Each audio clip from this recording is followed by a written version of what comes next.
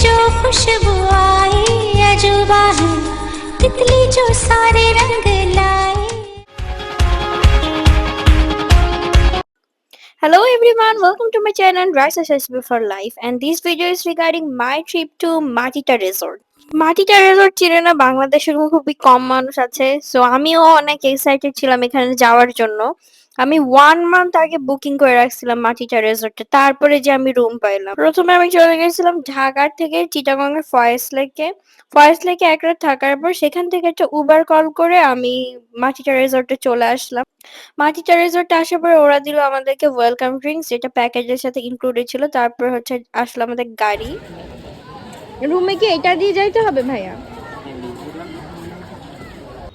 এই গাড়িটা basically check in আর চেক আউটের সময় ওরা দিয়ে থাকে, কজ আমাদের সাথে লাগেজ থাকে অ্যান্ড একটা জায়গা আরেকটা জায়গা থেকে অনেক দূরে রেজর্টটা যেহেতু অনেক বড়। আর এটা ছিল আমার room. Hello everyone, I'm at Matita Resort right now and my room name is আকাশ কেন মেঘলা। আমি রুমে গিয়ে বেডের উপর জাম্প করলাম, যেটা আমি অলওয়েজ আমার সব ট্যুরেই করে থাকি। Basically my room. এখানে হচ্ছে গিয়ে আমার রুমের ভিউটা খুবই সুন্দর অ্যান্ড সবকিছু অনেক সুন্দর, মানে আমি অনেক এক্সাইটেড। আমি অনেকদিন ধরে এখানে আসতে যাচ্ছিলাম। Let me show you. তো আমি ওই পাশে চলে যাই।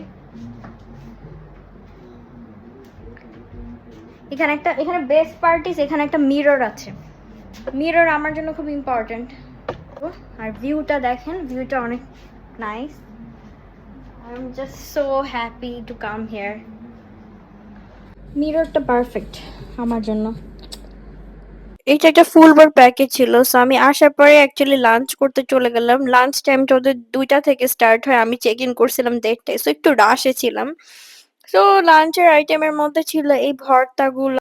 নর্মালি বাঙালি যে লাঞ্চ হয় সেটাই ছিল, কিন্তু ওদের লাঞ্চের আইটেমগুলো অত বেশিও মজা ছিল না যতটা আমি এক্সপেকটেশন নিয়ে গিয়েছিলাম। বাট ওভারঅল ঠিক ছিল টেস্ট, কিন্তু ওরা অ্যারেঞ্জমেন্ট আরো বেটার করতে পারে। ওদের স্টাফদের বিহেভিয়ার খুবই ভালো, সার্ভিস ভালো, কিন্তু আমার কাছে মনে হয়েছে যে ওদের খাবারের ব্যাপারে একটু লিমিটেশনস বেশি। কারণ ওরা সবকিছু বুফেতে সার্ভ করে, আর বুফে মানে আমরা বুঝি দেখে নির্দিষ্ট টাইমের জন্য সবকিছু আনলিমিটেড, কিন্তু আমার কেমন জানি মনে হচ্ছিল যে ওরা অবজার্ভ করতেছে যে কে কতটুকু নিচ্ছে। ওদের প্লেটসও খুব লিমিটেড, মনে হলো যে খাবার খুবই লিমিটেড করে রাখছে, ওরা সবকিছু গুনে গুনে বানাইছে, এরকম একটা ফিলিং। আমার মনে হয় ওরা যদি লিমিটেশন ক্রিয়েট করতে চায় তাহলে সেটাকে ওরা বুফেতে না সার্ভ করে ওরা যদি ইন্ডিভিজুয়ালি সব গেস্টদেরকে সার্ভ করে, that is much more better. Because উঠে উঠে বারবার গিয়ে আমার আইটেম নিয়ে আসা লাগতেছিল, এবং হোটেলের থেকে যেখানে ফুড সার্ভ করা হয়েছে ওই জায়গাটা ভালোই দূরে থাকে।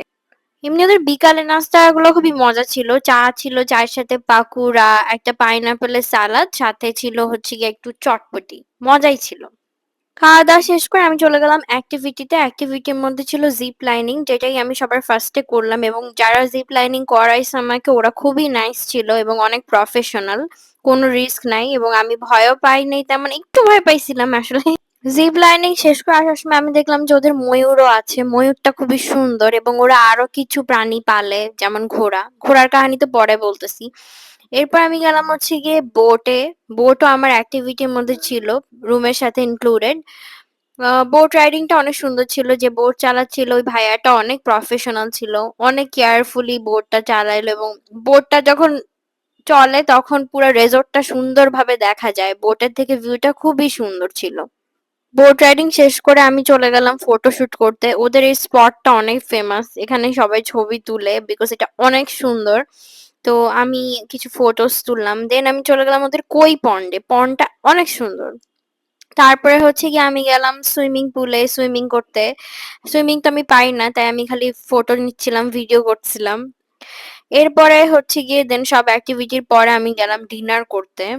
ডিনারের আইটেম গুলো মোটামুটি ছিল, আর যে চিকেন গুলো ওরা সার্ভ করছে চিকেন গুলো একটু ড্রাই লাগছে। আর দুপুরবেলাও যে গরুর মাংস ছিল ওটাও কিন্তু প্রপারলি কুকড হয়নি, বাট ওদের সার্ভিস অনেক ভালো।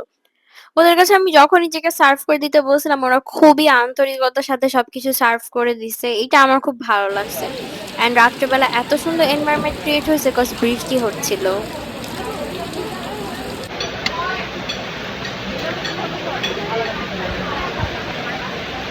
It's raining.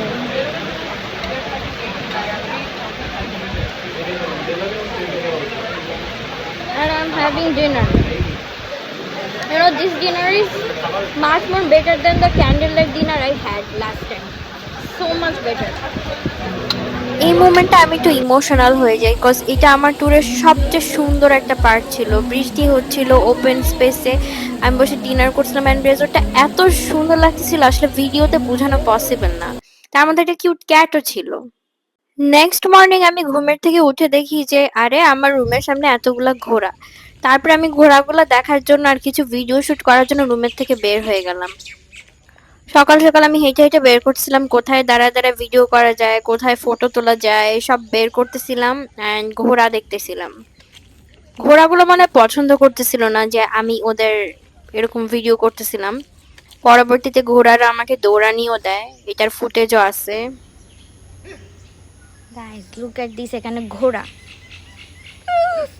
আমাকে মাইন্ড না দেয় ওরা, ওদের সাথে ভিডিও করছি দেখে। ও মাই গড, আমার দিকে আসতেছে। ও মাই গড, আমাকে ফলো কেন করতেছে? ভাই ঘোড়ার নাম খাইতে চাই না আমি। ও মাই গড, ওরা দৌড় মেরে চলে গেছে।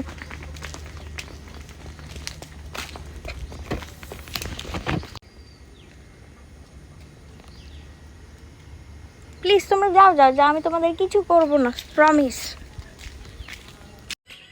রেজর্টটা না আসলে অনেক বেশি সুন্দর। সৌন্দর্যের দিক দিয়ে কোনো অংশে রেজর্টটা কম না। এত সুন্দর আর এত সুন্দর এক্সপেরিয়েন্স, আমার ছবি এত সুন্দর আসতেছিল। সবগুলো ছবি ভিডিও আমি নিজে নিজেই করলাম নিজের ট্রাইপড সেট করে। একটু কষ্ট হচ্ছিল গাছে উঠতে, সব জায়গায় যে যে ভিডিও করতে, বাট আমি করেই ফেললাম। ফটোশুট ভিডিও শুট শেষ করে দেন আমি ব্রেকফাস্ট করতে চলে আসলাম। ব্রেকফাস্ট শেষ করে দেন ঢাকার উদ্দেশ্যে আমি রওনা দিলাম। ওদের কাছ থেকে আমরা ড্রপ অফ সার্ভিস নিয়েছিলাম, সেটার জন্য আমাদের অ্যাডিশনাল কিছু পে করা লাগছিল, বাট সার্ভিস খুবই ভালো ছিল, ওদের ড্রাইভারটাও ভালো ছিল। অ্যান্ড দেন রাস্তায় বৃষ্টি হওয়া শুরু করলো, জার্নিটা অনেক সুন্দর হয়ে গেল আরো ঢাকায় ব্যাক করা। বাট মাটিটা রেজর্ট আমি মিস করব। এটা আমার লাইফের সুন্দর একটা এক্সপিরিয়েন্স ছিল। And if I have to give a rating, I'll rate them 8 out of 10. 2 carbo because of the food, but baki সবকিছুই nice.